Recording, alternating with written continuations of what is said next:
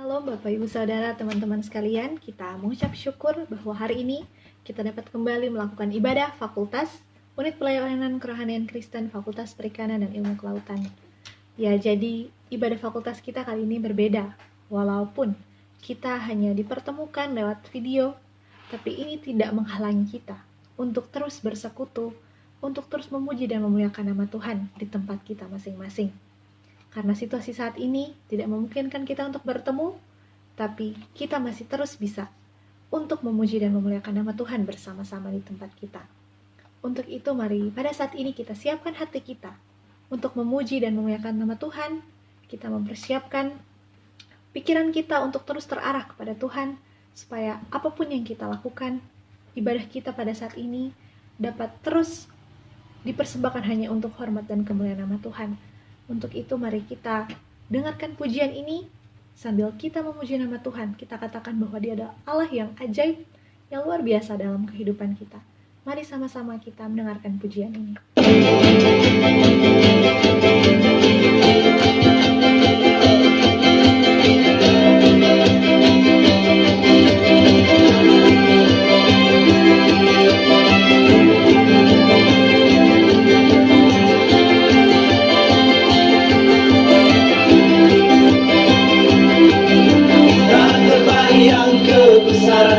Dan tak terbanding kekuatanmu Tuhan, Kau megah bagiku.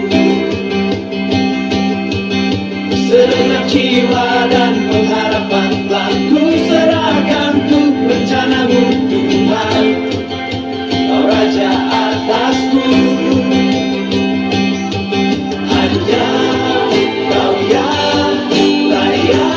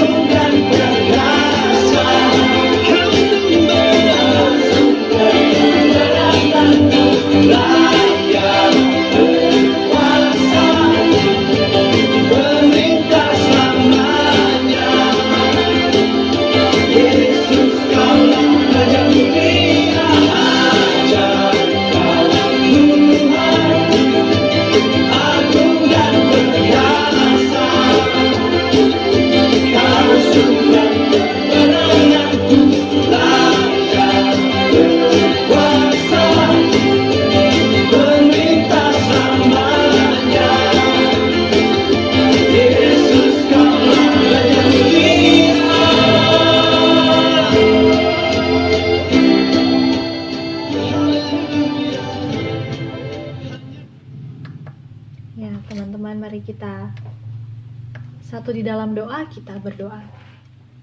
Bapa kami di dalam surga, kami mengucap syukur Tuhan untuk setiap apapun yang Tuhan kerjakan dalam kehidupan kami.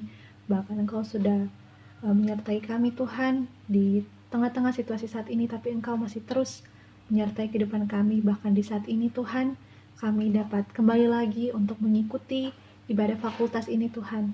Walaupun kami di tempat kami masing-masing, di rumah kami masing-masing, tapi biarlah Tuhan yang mau mengenal hati kami Tuhan.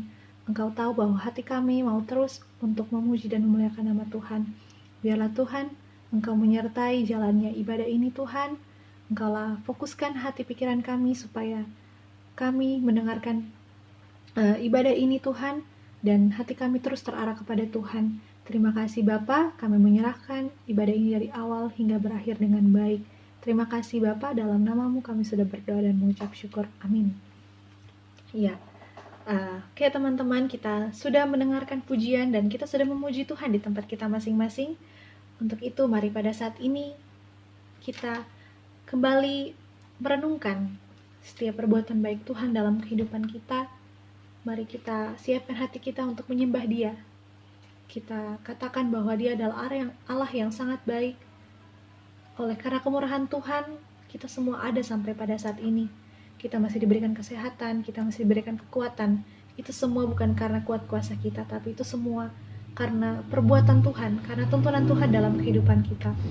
Untuk itu, mari sambil kita merenungi perbuatan Tuhan dalam kehidupan kita, mari kita arahkan hati kita untuk katakan, memuji dan memuliakan Tuhan bahwa Dia adalah Allah yang luar biasa, Allah yang sungguh baik, Allah yang mengasihi kita.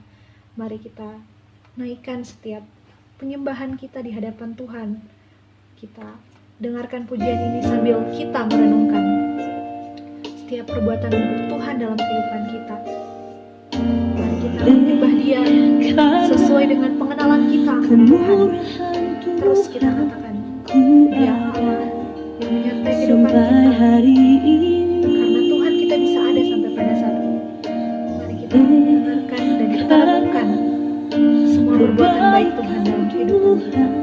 Janji-Mu terjadi bagiku. Ku sembah Kau Tuhan, ku mengangkat tanganku. Selamanya Kau ajaib bagiku. Ku sembah Kau Tuhan, ku mengangkat wajahku. Selamanya Kau hebat bagiku.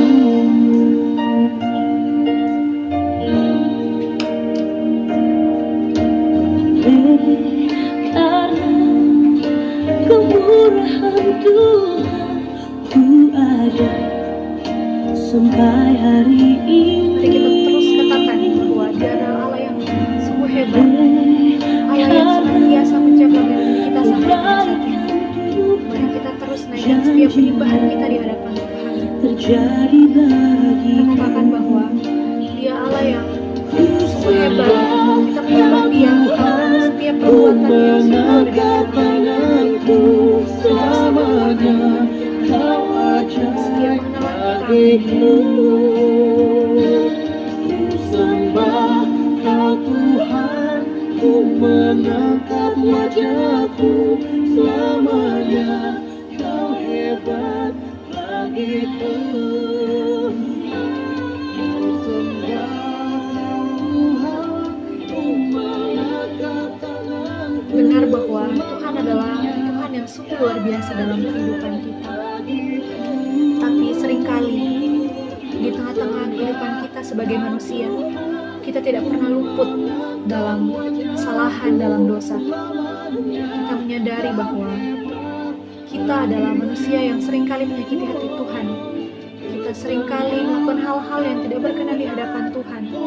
Mari pada saat ini kita akui di hadapan Tuhan setiap perbuatan kita yang mungkin sudah menyakiti hati sesama kita, hati orang-orang di dekat kita, bahkan hati Tuhan yang sudah kita sakiti melalui perkataan kita, pikiran kita, bahkan perbuatan kita yang kita lakukan yang tidak sesuai dengan apa yang Tuhan mau dalam kehidupan kita. Mari kita akui setiap dosa dan kesalahan kita di hadapan Tuhan. Kita terbuka mengatakan setiap hal-hal yang sudah kita lakukan yang tidak berkenan di hadapan Tuhan. Mari kita terus akui dosa kita di hadapan Tuhan.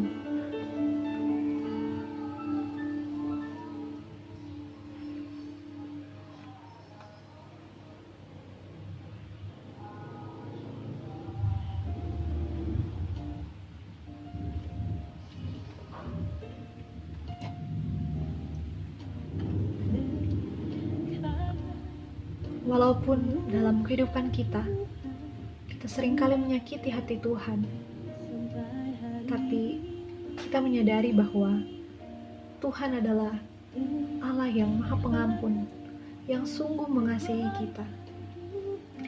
Mari pada saat ini kita mengucap syukur di hadapan Tuhan untuk penebusan yang sudah Ia lakukan bagi kita. Kita mengucap syukur bahwa oleh karya keselamatan yang sudah Ia lakukan di kayu salib, sudah menebus setiap dosa-dosa kita. Mari kita mengucap syukur pada Tuhan untuk penebusan yang sudah Tuhan berikan bagi kita. Ia sudah mengampuni dosa-dosa kita. Segala dosa-dosa kita sudah Ia tebus di kayu salib. Mari kita mengucap syukur untuk hal itu.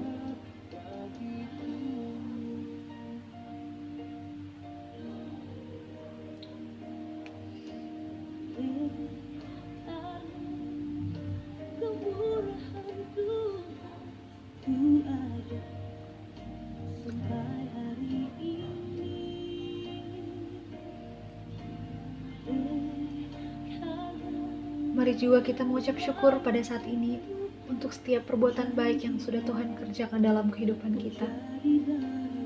Tuhan sungguh baik dalam kehidupan kita. Mari kita mengucap syukur, berterima kasih untuk nafas kehidupan, untuk kesehatan dan kekuatan yang masih Tuhan berikan bagi kita sampai pada saat ini. Mari kita mengucap syukur di hadapan Tuhan untuk berkat-berkat jasmani, bahkan berkat-berkat rohani yang terus kita terima daripada Tuhan sampai pada saat ini. Kita menyadari bahwa ini semua bukan karena kehebatan kita, tapi ini semua karena penyertaan dan kasih Tuhan yang Tuhan terus nyatakan dalam kehidupan kita. Mari kita mengucap syukur, kita berterima kasih, terus kita naikkan ungkapan syukur kita di hadapan Tuhan untuk setiap hal yang Tuhan terus izinkan terjadi dalam kehidupan kita. Entah itu yang mungkin menyakiti hati kita atau bahkan menyenangkan hati kita. Kita harus terus mengucap syukur untuk setiap kejadian, setiap hal-hal yang Tuhan izinkan terjadi dalam kehidupan kita. Mari kita mengucap syukur kepada Tuhan.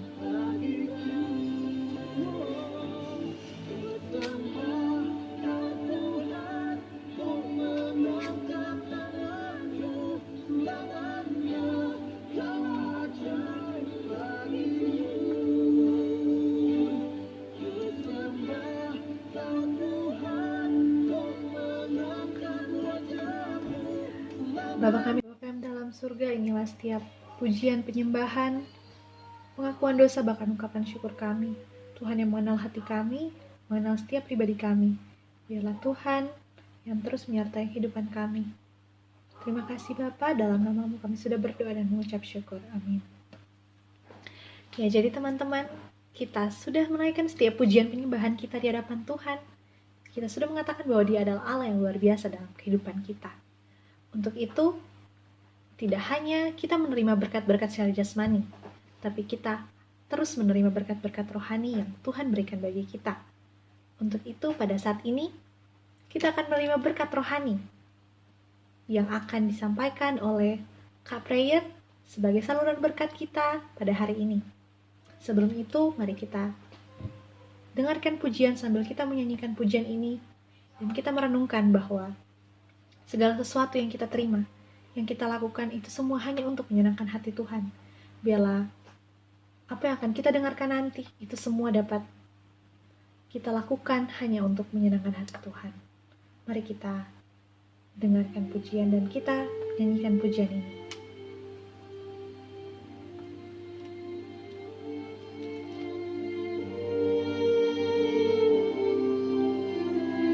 Mari kita katakan kerinduan kita untuk menyenangkan hati Tuhan.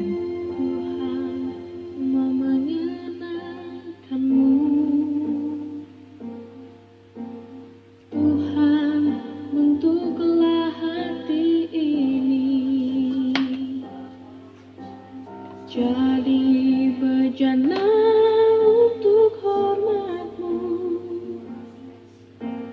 cemerlang bagai emas murni. Tuhan, Ku serahkan hatiku, semua Ku berikan padamu. Kuduskan hingga tulus selalu,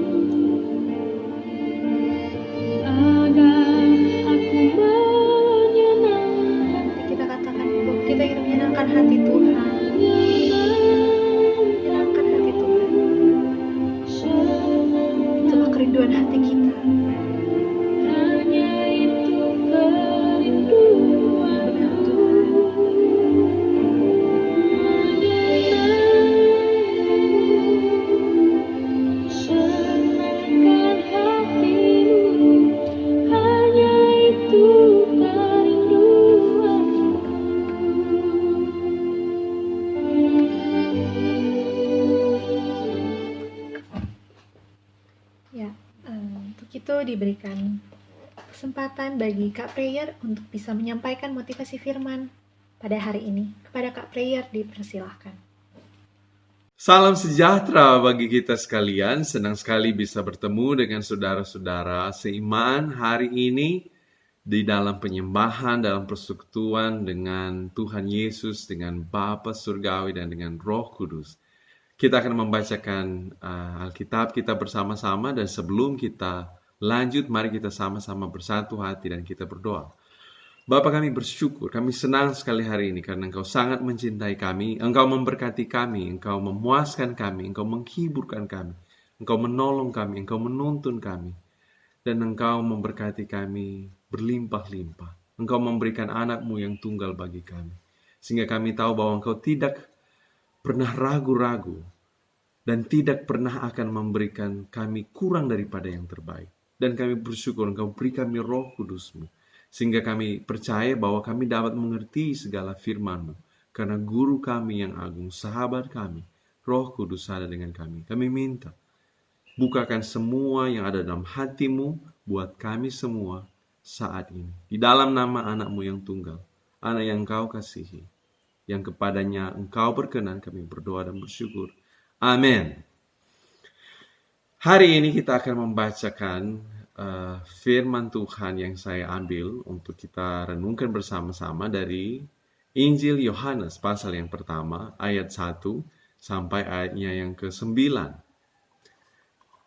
Yohanes pasal yang pertama, ayat 1 sampai ayat 9, firman Tuhan. Pada mulanya adalah firman. Firman itu bersama-sama dengan Allah, dan firman itu adalah Allah. Ia pada mulanya bersama-sama dengan Allah. Segala sesuatu dijadikan oleh Dia, dan tanpa Dia tidak ada sesuatu pun yang telah jadi dari segala yang telah dijadikan. Dalam Dia ada hidup, dan hidup itu adalah terang manusia. Terang itu bercahaya di dalam kegelapan, dan kegelapan itu tidak menguasainya. Datanglah seorang yang diutus Allah, namanya Yohanes. Ia datang sebagai saksi untuk memberi kesaksian tentang terang itu, supaya oleh Dia semua orang menjadi percaya. Ia bukan terang itu, tetapi ia harus memberi kesaksian tentang terang itu. Terang yang sesungguhnya, yang menerangi setiap orang, sedang datang ke dalam dunia. Hari ini kita mau merenungkan bersama-sama tentang hidup yang berpusat kepada Allah. Dari teman-teman memberikan judul, Jesus It Is You. Siapa Yesus? Yesus adalah Allah. Dan hari ini kita mau merenungkan bersama-sama ada 3 hal yang dapat kita pelajari dari ayat-ayat tersebut. Yang pertama adalah Tuhan Yesus atau Allah adalah satu-satunya sumber kehidupan manusia. Di dalam ayat yang pertama, firman Tuhan berkata, En arche en hologos, kai hologos en prostonteon, kai theos en hologos. Pada mulanya adalah firman, atau pada mulanya firman itu selalu ada bersama-sama dengan Allah. Dia tidak pernah tidak ada, dia selalu ada. Kenapa ini penting? Karena Injil Yohanes memulai dengan satu kebenaran yang luar biasa. Allah adalah pribadi yang selalu ada, dan daripadanya lah segala keberadaan yang lain meminjam eksistensinya. Artinya, Allah adalah sumber hidup kita yang sejati. Dari Dialah kita berasal, Dialah pencipta kita. Dan kalau Allah adalah sumber, itu berarti Dia juga adalah pemilik hidup kita. Ada banyak waktu kita tidak merasa bahwa Allah lah pemilik hidup kita. Ada banyak waktu mungkin kita tidak menyadari dan kita tidak memperlakukan Allah sebagai satu-satunya pemilik yang sah atas hidup kita. Dan satu-satunya pemilik yang sangat tahu tempat dan cara yang terbaik, kuasa yang terbaik, rancangan yang terbaik untuk menjadikan hidup kita maha mulia di dalam tangannya. Dan dari Yohanes pasal 1 kita ketemu bahwa Yesus Kristus, anak Allah itu, adalah pribadi yang bersama-sama dengan Bapa sejak awalnya. Hanya kekristenan di seluruh dunia yang percaya bahwa Allah adalah Allah yang esa dengan 3 pusat kesadaran. Jadi kita menyembah Allah yang esa yang memiliki 3 pusat kesadaran. Kenapa itu penting?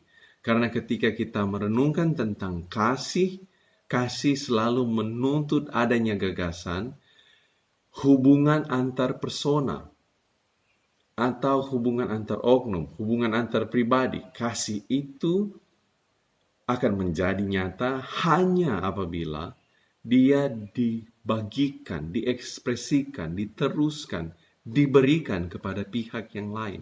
Tetapi kalau Allah itu esa, kita bisa saja bertanya apakah dia mengerti apa itu kasih.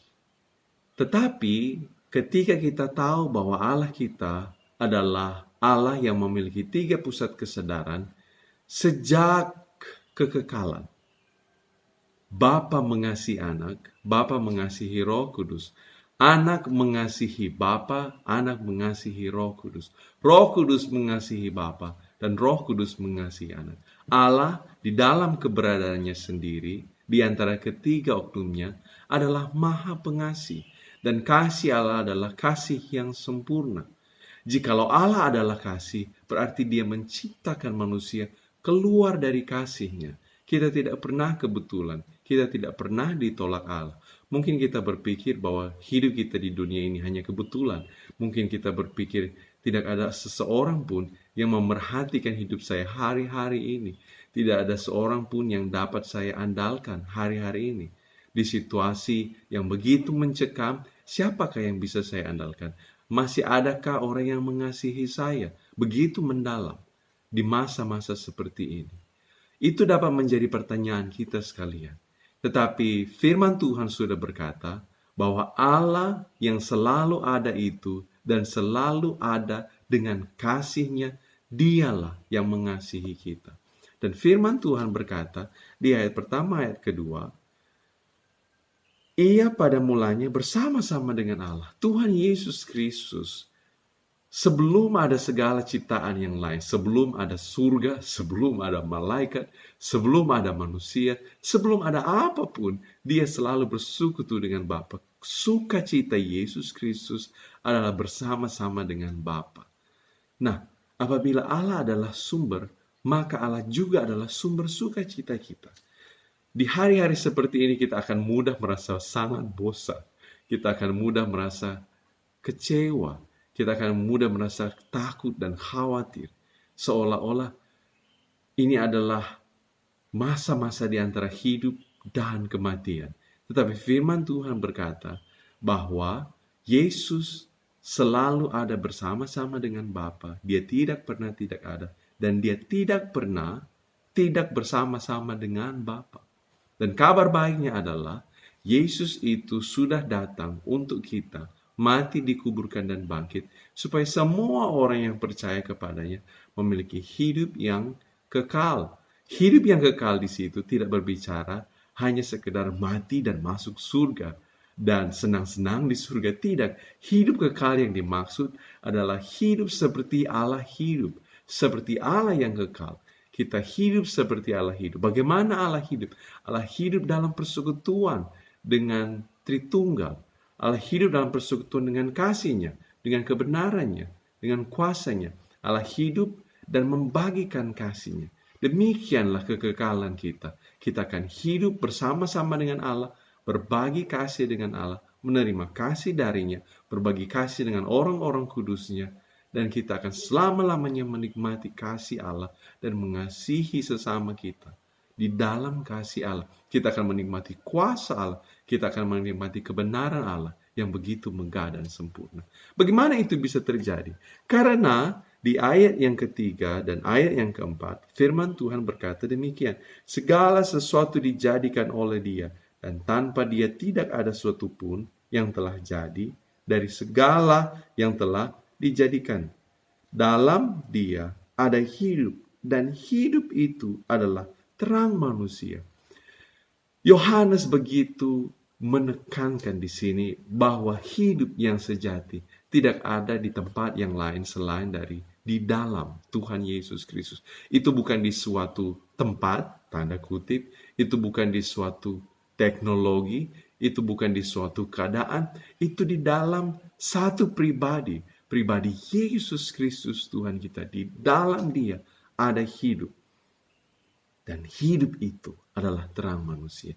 Kita semua menginginkan hidup, dan bukan hanya hidup yang maksimal, dan bukan hanya hidup yang maksimal, hidup yang maha bahagia, hidup yang maha mulia, hidup yang menyenangkan.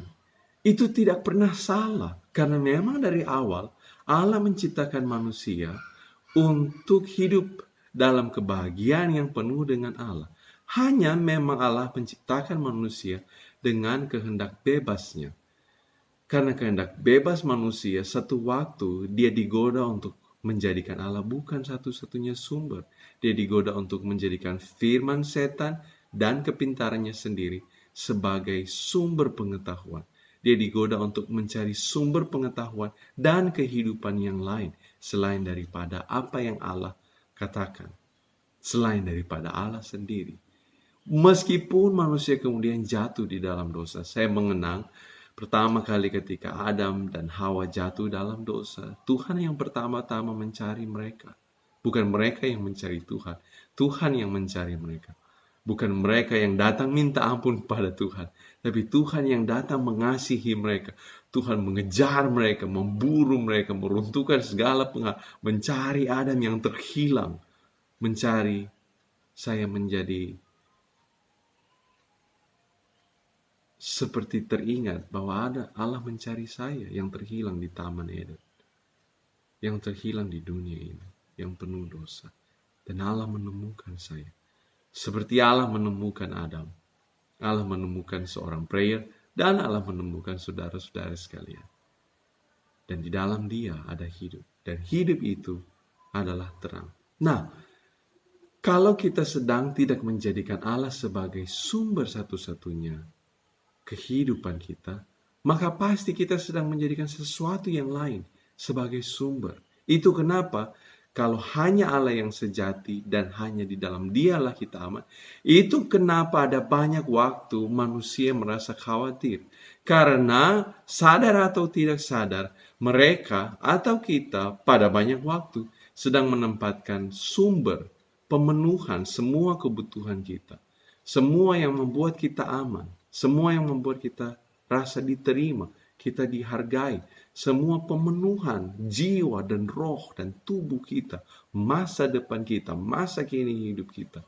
Sepertinya kita taruh itu di tempat yang lain. Itu kenapa ada banyak waktu manusia menjadi sangat-sangat khawatir. Kalau Allah adalah sumber, Allah tidak pernah akan merancangkan sesuatu yang membahayakan hidup kita. Allah tidak pernah kekurangan sesuatu apapun yang baik yang Dia rancangkan, yang Dia kerjakan untuk hidup kita. Tetapi firman Tuhan hari ini mengingatkan kepada kita bahwa di dalam Dia ada hidup. Bukan karena kehebatan kita, bukan sekarang karena kita tahu banyak sekali gadget yang canggih, banyak sekali aplikasi yang luar biasa, kita dapat mencari uang dengan sangat mudah, atau mungkin juga dengan sangat sulit. Karena kehebatan kita berpikir kita dapat menjalani hidup kita setiap hari. Tidak. Di dalam Dia ada hidup. Dan hidup itu adalah terang manusia. Bagi orang Yahudi, terang berbicara tentang kemuliaan dan kebenaran. Dan hidup yang ada di dalam Tuhan Yesus adalah hidup yang mulia. Dan tidak ada yang salah. Tidak ada yang tidak benar. Tidak ada yang palsu. Tidak ada yang adalah tipu muslihat. Tuhan tidak pernah berdusta. Ketika kita menjadikan Tuhan satu-satunya sumber segala sesuatu yang kita butuhkan di dalam hidup kita kini ataupun nanti, kita tidak akan pernah khawatir lagi. Kita tidak akan pernah takut lagi. Kenapa kita takut? Kenapa kita khawatir? Pada saat waktu-waktu seperti itu datang, sepertinya kita sedang mengandalkan sesuatu yang lain, sumber yang lain daripada Tuhan. Yang kedua, firman Tuhan hari ini mengajarkan kepada kita di ayat 5 dan 6, saya bacakan buat saudara-saudara sekalian. Terang itu bercahaya di dalam kegelapan, dan kegelapan itu tidak menguasainya. Wow, terang itu bercahaya di dalam kegelapan dan kegelapan itu tidak menguasainya. Bahkan di dalam kegelapan, terang itu tidak terkalahkan. Terang itulah satu-satunya sumber. Dan kalau Allah adalah sumber, Allah adalah pemilik hidup. Itu juga berarti Allah adalah satu-satunya pengendali hidup yang sejati. Allah adalah satu-satunya pemerintah di dalam hidup kita yang sejati. Allah adalah satu-satunya pribadi yang paling tahu kemana akan membawa hidup kita, mengalami kasih, kuasa, dan kebenarannya yang paling maksimal, yang paling mulia. Dan hari ini kita belajar bersama-sama bahwa bahkan ketika ada kegelapan datang, apakah itu skala semesta, skala pandemik, bukan itu yang menentukan hidup kita. Bukan itu yang mengendalikan hidup kita. Bukan itu yang menjadi sumber. Bukan itu yang menentukan gerak-gerik kita. Bukan itu yang membuat kita takut. Bukan itu yang membuat kita tunduk. Bahkan di dalam kegelapan, terang itu akan bercahaya. Tentu saja saya percaya saudara-saudara sekalian sudah tahu bahwa kita orang Kristen tidak boleh berlaku bodoh, karena Efesus pasal 5 berkata bahwa kita harus menggunakan waktu kita dan kita tidak boleh menjadi seperti orang yang bodoh. Berarti firman Tuhan mengajar di dalam terang semua kebodohan sirna. Ada banyak waktu kita seperti kehilangan hikmat dari Tuhan. Kenapa? Mungkin sekali karena kita sedang tidak menjadikan Tuhan sebagai sumber dan juga pengendali, sumber hikmat dan pengendali hidup kita. Ada banyak waktu kita masuk dalam kegelapan. Wow, itu sangat buruk. Tapi kabar baiknya, terang itu akan bercahaya di dalam kegelapan. Dan kegelapan itu tidak akan pernah menguasai. Apakah saudara-saudara sekalian, atau mungkin saudara punya rekan yang lain atau anggota keluarga yang saudara rasa sedang hidup di dalam kegelapan sekarang? Kabar baiknya bukan terletak pada agama, bukan terletak pada usaha manusia, bukan terletak pada apapun dari pihak manusia, tapi terletak di dalam Tuhan Yesus Kristus. Terang itu selalu bercahaya. Ketika kita berjalan bersama dengan Tuhan, bahkan kegelapan yang paling pekat pun, di dalam kegelapan itu kita akan paling bercahaya. Semakin gelap, kita akan semakin bercahaya. Karena terang Yesus Kristus ada dengan kita, ada di dalam kita. Dan kabar baiknya adalah kegelapan itu tidak menguasainya. Kalau ada yang takut kuasa jahat di sini, film horor dan segala macam, oh mungkin yang lebih horor adalah masa depan saya. Mungkin yang lebih horor adalah keadaan hari ini. Apapun yang menjadi horor bagi saudara hari-hari ini, dengar kabar baik. Terang itu bercahaya di dalam kegelapan. Dan kegelapan tidak akan pernah menguasainya. Cara satu-satunya kegelapan akan menguasai saudara dan saya adalah apabila saudara dan saya mengizinkan ketakutan kita nampak, dan kegelapan akan tahu, kuasa jahat akan tahu bahwa kita sedang tidak menikmati, percaya pada terang yang bahkan di dalam kegelapan yang paling pekat itu, terang itu akan selalu bersinar. Terang itu akan selalu bersinar. Apakah ada di antara saudara-saudari hari ini yang merasa bahwa hidupmu atau dalam hatimu ada sisi-sisi gelap yang perlu diterangi? Sampai Anda mengizinkan Tuhan menerangi bagian yang gelap itu, barulah Anda akan merdeka. Dan kabar baiknya adalah Tuhan mau terang itu bersinar dalam semua sisi yang gelap dalam hidup kita.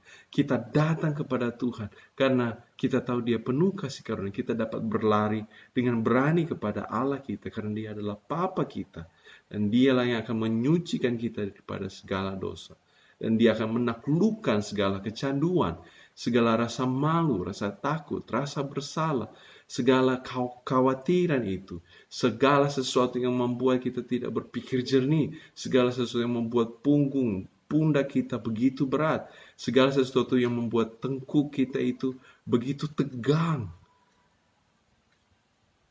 Adakah yang membuat saudara dan saya hari-hari ini begitu tegang?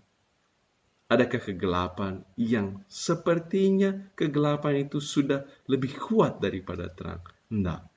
Cara satu-satunya untuk menikmati kemenangan adalah kita percaya terang itu bercahaya di dalam kegelapan. Kalau terang itu adalah anugerah, dan kalau cara untuk mengakses kasih karunia Allah, anugerah Allah, adalah hanya oleh iman, maka cara satu-satunya buat saudara dan saya untuk menikmati kemerdekaan yang sungguh-sungguh, kemerdekaan yang sejati di dalam terang itu adalah percaya bahwa terang itu bercahaya di dalam kegelapan dan kegelapan tidak menguasainya. Bukan corona yang akan meruntuhkan hidup kita. Itu sedang menjadi pandemi sekarang. Tetapi corona bukan Tuhan. Kita tahu dari firman Tuhan bahwa di dalam nama Yesus akan bertekuk lutut segala nama. Dan segala lidah akan mengaku. Kalau corona adalah nama, corona.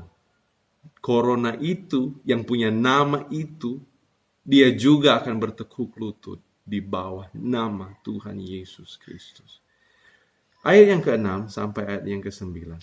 Datanglah seorang yang diutus Allah, namanya Yohanes. Ia datang sebagai saksi untuk memberi kesaksian tentang terang itu, supaya oleh dia semua orang menjadi percaya. Cara satu-satunya yang Allah mau manusia akses terang itu dan sukacita itu adalah percaya. Percaya bukan pada diri kita, bukan pada kekuatan kita, bukan pada kesalehan kita, bukan pada apa yang sudah kita lakukan selama kita menjadi Kristen, tapi percaya pada terang itu. Ketika kita percaya pada terang itu, kita menikmati hidup yang bersama-sama dengan Allah.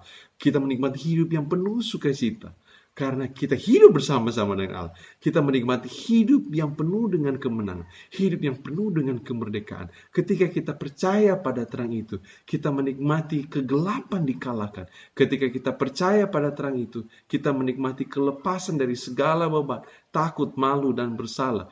Dari rasa takut akan masa depan, rasa takut akan siapapun, rasa takut akan maut, tidak lagi menghantui kita.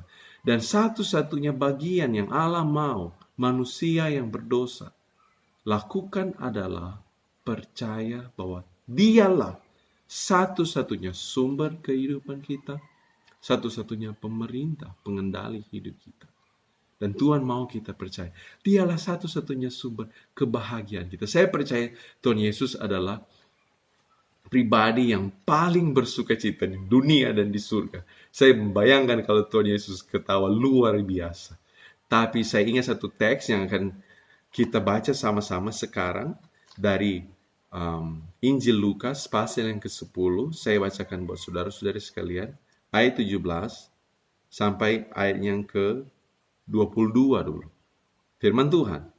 Kemudian ke-70 murid itu kembali dengan gembira dan berkata, Tuhan, juga setan-setan takluk kepada kami demi namamu.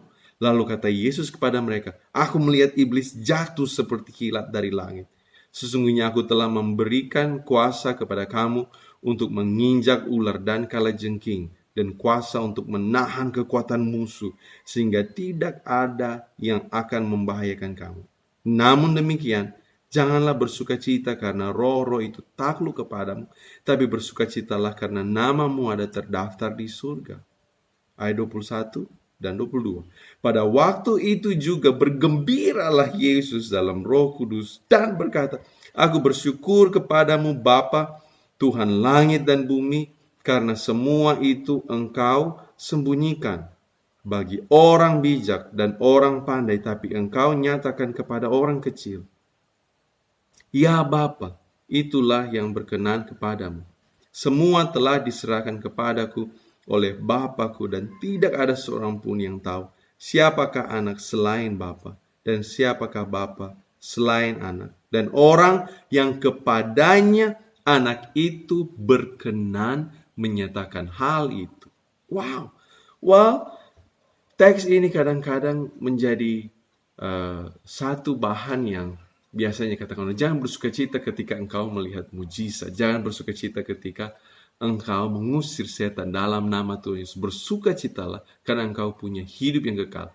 Tetapi banyak orang yang masih berpikir hidup kekal itu dia mati atau hidup dan dia akan hidup kekal di surga. Jalannya dari emas dan segala macam tempat tentang surga, deskripsi surga diceritakan tidak ada penyakit.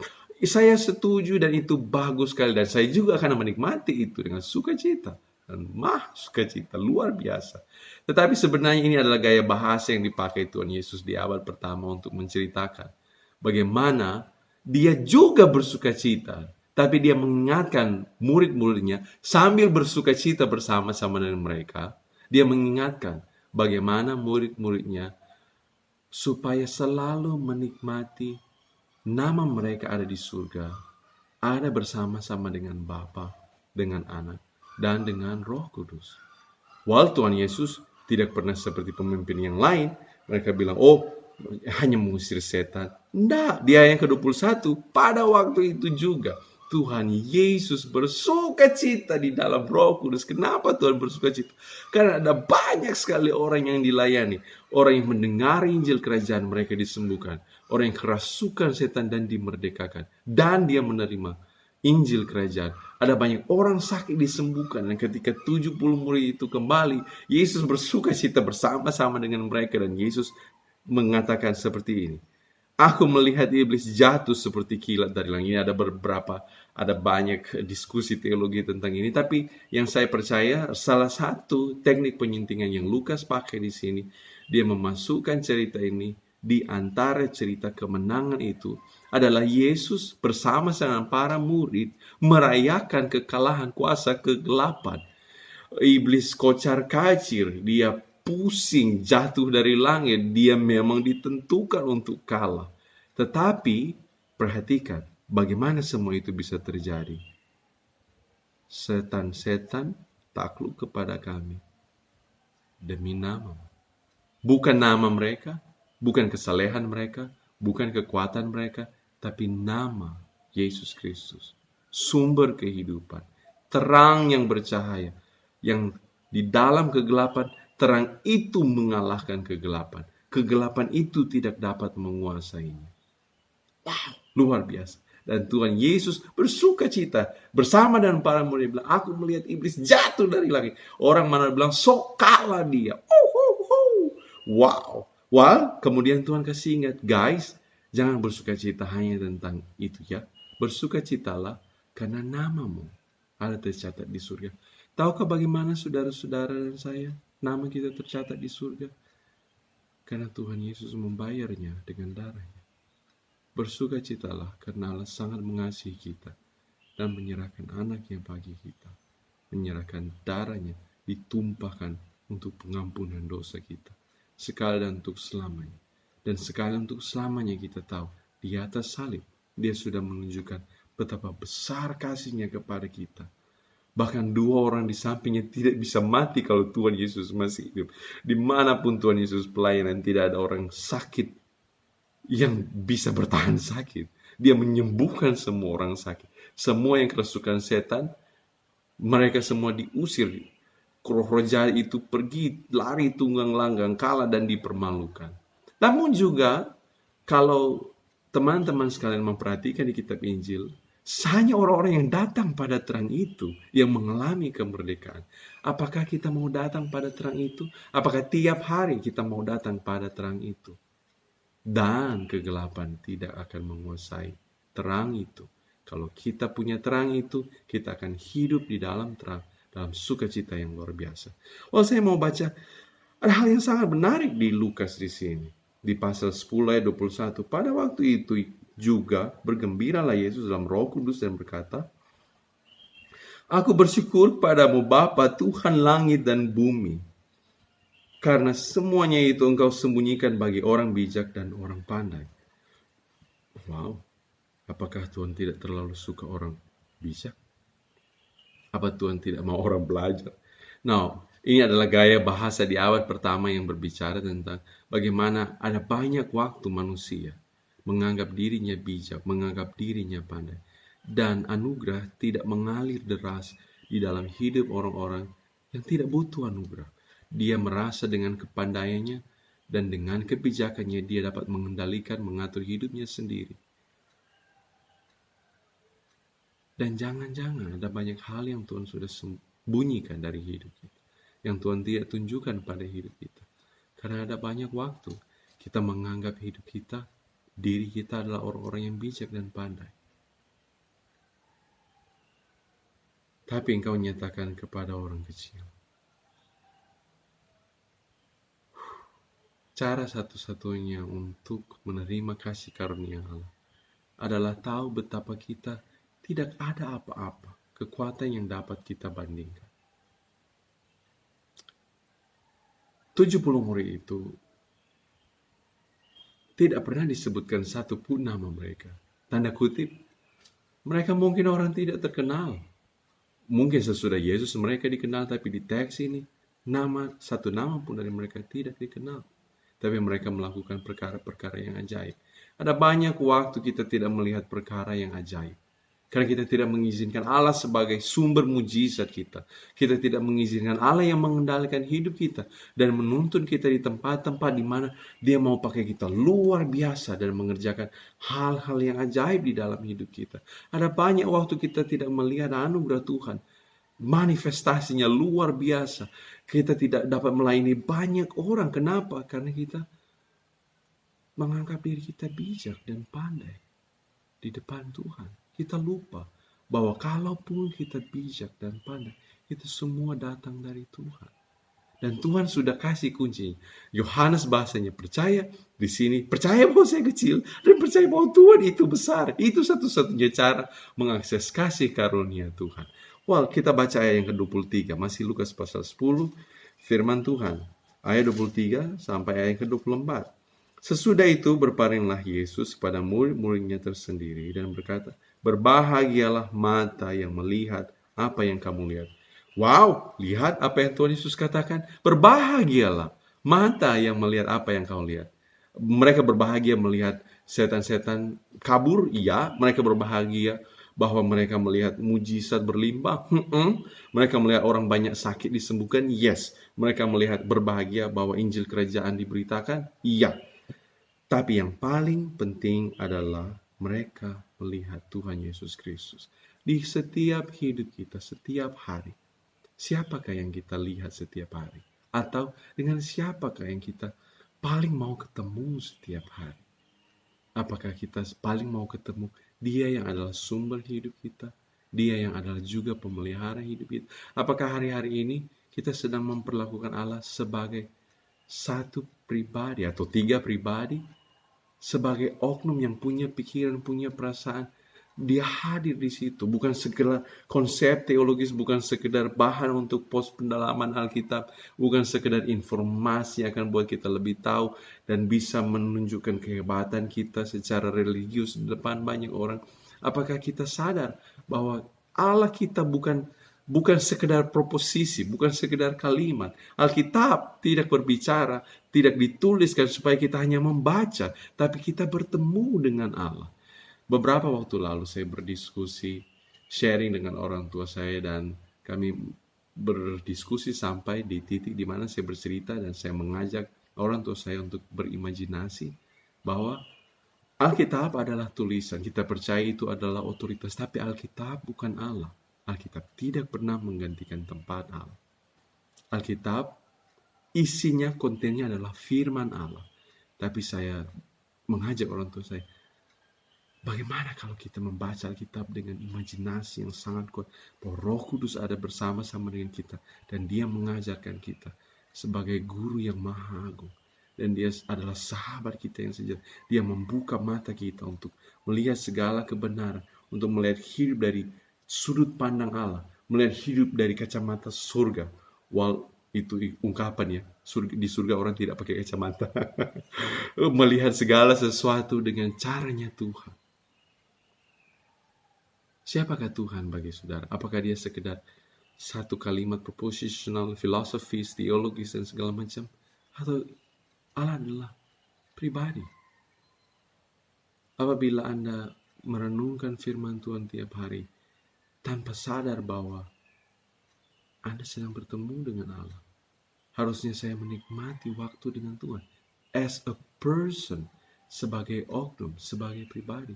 Dan bukan sebagai sekedar rutinitas, bukan sekedar supaya saya dapat mengatakan pada orang lain, hey guys, saya baca Alkitab hari ini yang saya dapatkan. Boleh itu bagus, tapi apakah itu menjadi sebuah relasi dan bukan ritual semata? Apakah saya sedang menjalin persahabatan, pergaulan dengan Tuhan? Saya sedang membayangkan bahwa saya dengan Roh Kudus jalan seperti sahabat, tangan saya di pundaknya Roh Kudus dan tangannya di pundak saya, dan kami berjalan bersama-sama. Itu Tuhan saya. Saya percaya Dia adalah Allah yang punya pikiran, punya perasaan. Dia ingin manusia merespon kembali kasih-Nya, dan Dia ingin memberkati manusia dengan kasih-Nya.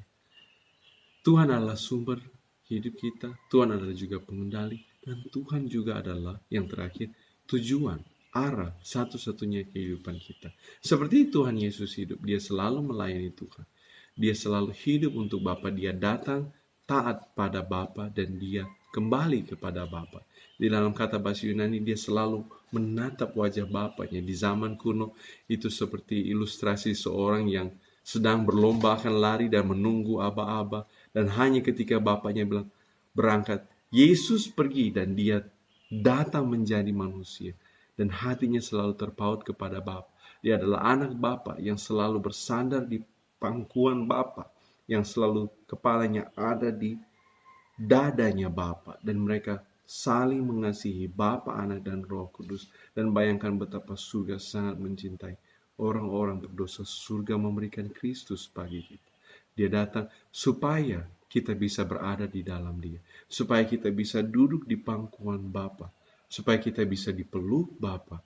Dan Dialah satu-satunya pribadi sepanjang sejarah manusia yang pernah mendengar perkataan Bapa Surgawi sebelum Dia melakukan semua pelayanannya. Dia mendengar suara itu. Bapa berkata, inilah anakku yang kukasihi, kepadanyalah aku berkenan. Itu identitas Yesus Kristus. Dia datang sebagai anak yang dikasihi Bapa, dan hanya karena pekerjaannya lah, hanya karena siapa Dialah, Bapa berkenan. Karena kita ada di dalam Yesus, Bapa berkenan kepada kita. Bukan karena pekerjaan kita.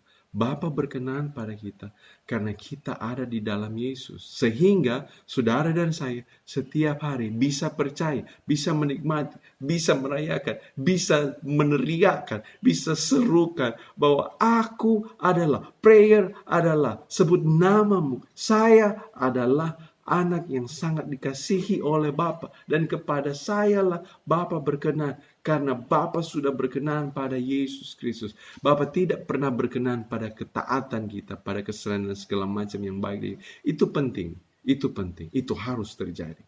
Tetapi bagian kita adalah beriman bahwa Yesus adalah satu-satunya pribadi yang berkenan kepada Bapa.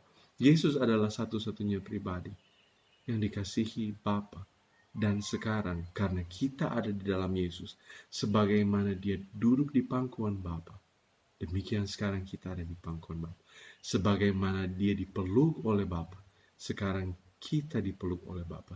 Sebagaimana Dia menatap wajah Bapa, sekarang kita dapat menatap wajah Bapa secara langsung. Mungkin ada yang tanya, Kak Prayer, itu bisa terjadi bagaimana di hidup saya? Dalam doamu ketemulah sama Tuhan. Loh, saya nggak pernah ketemu Tuhan. Banyak orang berpikir prayer, doa itu adalah tempat saya hanya meminta sama Tuhan. Nggak, sebaliknya. Doa adalah tempat saya bertemu dengan Tuhan. Itu adalah tempat saya nongkrong dengan Tuhan, saya berbagi kasih dengan Tuhan. Dan adalah tempat di mana saya bicara sedikit aja kalau boleh, dan saya mau mendengar banyak dari Tuhan. Seperti Maria, satu titik waktu, dia duduk di bawah kakinya Yesus Kristus. Marta sangat sibuk di dapur sampai dia jengkel. Ada banyak waktu kita jengkel dan iri dan menuduh orang lain dan segala macam karena kita tidak duduk di bawah kaki Yesus. Mungkin kita duduk, tapi kita yang bicara dan bukan Tuhan Yesus. Ada banyak waktu di dalam doa kita. Izinkan Tuhan yang mengajar kita. Karena Dia adalah sumber hidup kita. Dia pengendali setiap hari, setiap waktu. Mari kita ambil waktu, tenang. Izinkan Tuhan katakan, karena Tuhan ada person. Dia akan kasih tahu saudara. Saya tidak percaya bahwa Tuhan berhenti berbicara dengan cara-cara yang cara-cara Tuhan untuk sekarang. Kenapa? Karena dia Tuhan. Dia memilih cara apa saja untuk menyampaikan isi hatinya pada orang-orang yang mau membuka hati mereka untuk menerima kasih karunia. Saudara-saudara, hari ini kita sudah belajar 3 hal. Pertama adalah Yesus adalah satu-satunya sumber kehidupan kita. Yesus adalah satu-satunya pengendali hidup kita. Dan Yesus adalah satu-satunya tujuan hidup kita. Yesus adalah satu-satunya melalui mana kita kenal Allah itu adalah Allah Tritunggal. Ada Bapa, Anak, dan Roh Kudus. Sebagaimana Yesus mengajarkan kepada kita bahwa dia setiap hari bertemu dengan Bapa dan dia bersukacita dalam Roh Kudus. Di dalam pelayanan dia selalu dikendalikan oleh Roh Kudus. Yesus memperkenalkan kepada manusia bagaimana cara hidup bersekutu dengan Allah. Dan ketika itu terjadi, seperti Yesus hidup, ada banyak sekali perkara ajaib yang terjadi. Demikianlah saya berdoa terjadi di hidup kita sekalian. Saya menutup renungan kita dari Galatia pasal 3 ayat yang kelima. Galatia pasal 3 ayatnya yang kelima. Apabila saudara-saudara semuanya sudah ketemu, boleh kita baca sama-sama pada hitungan ketiga. Galatia pasal yang ketiga ayat yang kelima. Ini salah satu ayat favorit saya. Galatia 3 ayat 5. Firman Tuhan. 1, 2, 3. Jadi bagaimanakah sekarang? Apakah ia yang menganugerahkan roh kepada kamu dengan berlimpah-limpah dan yang melakukan mujizat di antara kamu berbuat demikian karena kamu melakukan hukum Taurat atau karena kamu percaya kepada pemberitaan Injil? Perhatikan, itu adalah satu pertanyaan retoris yang jawabannya tidak perlu dijawab, kita sudah tahu. Itu tidak terjadi karena kita melakukan. Itu bukan terjadi karena performance kita. Itu tidak terjadi karena kebaikan kita. Itu tidak pernah terjadi karena kehebatan kita. Dan kabar baiknya adalah mujizat yang berlimpah. Karunia-karunia Roh Kudus yang berlimpah. Seperti hidup Yesus yang dituntun oleh Roh Kudus dan 70 murid di dalam nama Tuhan Yesus dengan kuasa Roh Kudus. Mereka melihat ada banyak orang sakit yang disembuhkan, ada banyak mujizat terjadi, banyak setan yang diusir, dan mereka memberitakan Injil Kerajaan Allah. Demikianlah Rasul Paulus berkata pada jemaat Galatia dan juga kepada kita sekarang. Bagaimana sekarang? Bagaimana sekarang dengan hidup kita?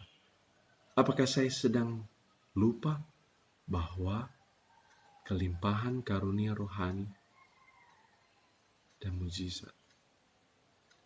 Kenapa itu dibutuhkan dalam hidup saya? Karena melalui hal-hal itu, Tuhan mengerjakan pekerjaan-pekerjaan Tuhan.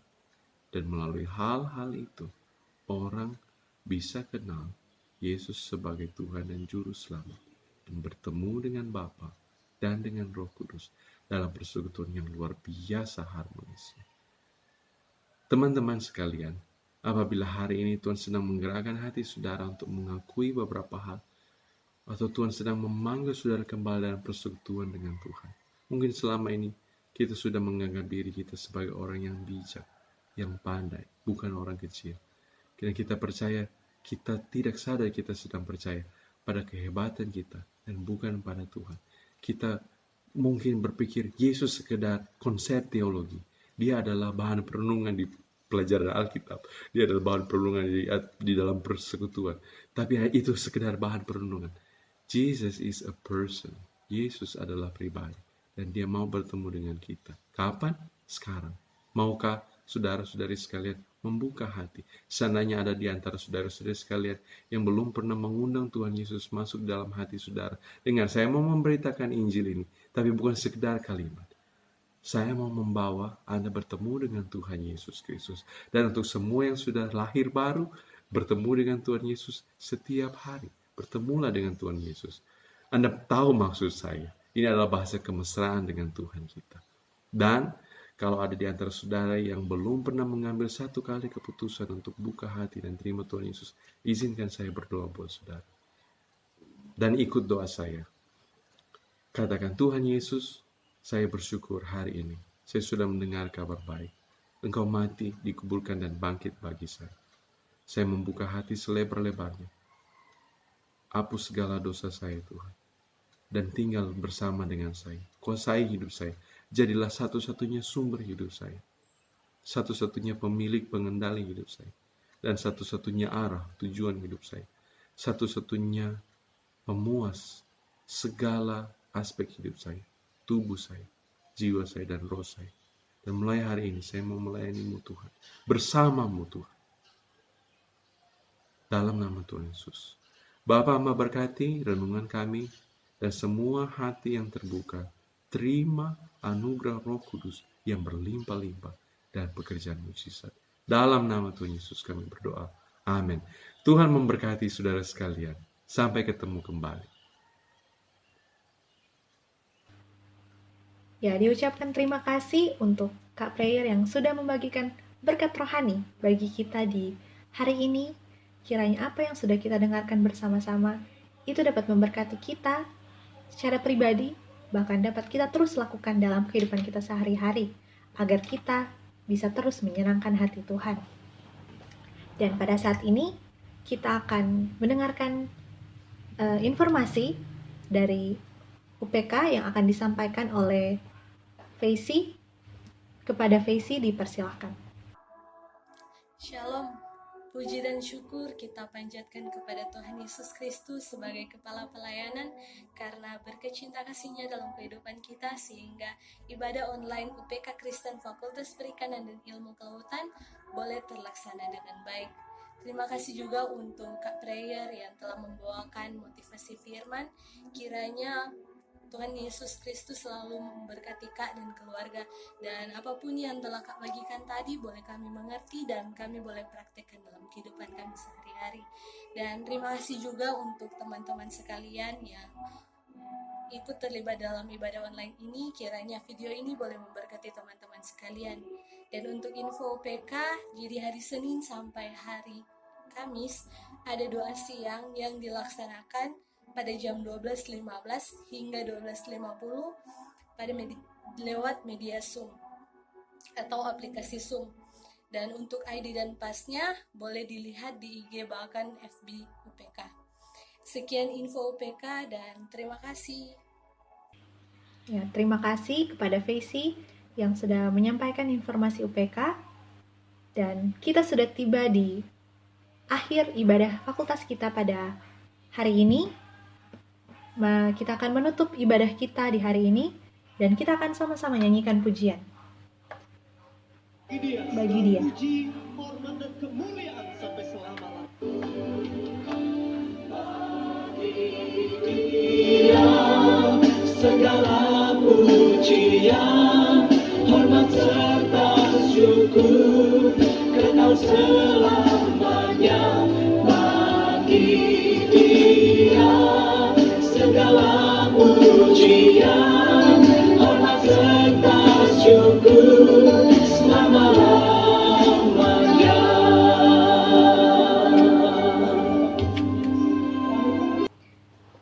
Jadi bagi Dia segala pujian dan segala hormat. Dan kehidupan kita adalah untuk menyenangkan hati Tuhan.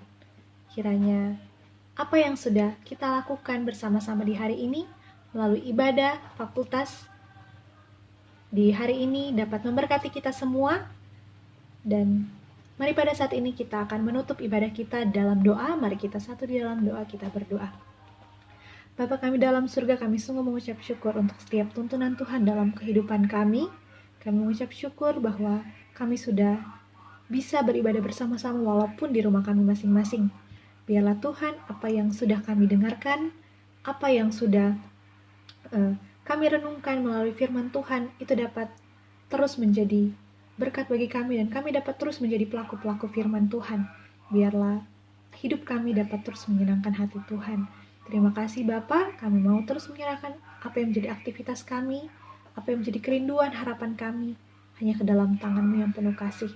Di dalam nama-Mu kami sudah berdoa dan mengucap syukur. Amin. Ya, diucapkan terima kasih bagi setiap kita yang sudah menonton video ini. Biarlah ibadah unit pelayanan kerohanian Kristen Fakultas Perikanan dan Ilmu Kelautan dapat memberkati teman-teman semua dimanapun kalian berada. Biarlah apa yang sudah kalian dengarkan, apa yang sudah kita lakukan bersama-sama di ibadah fakultas ini dapat memberkati kita secara pribadi, bahkan memberkati kalian semua. Terima kasih, Tuhan Yesus memberkati dan Shalom.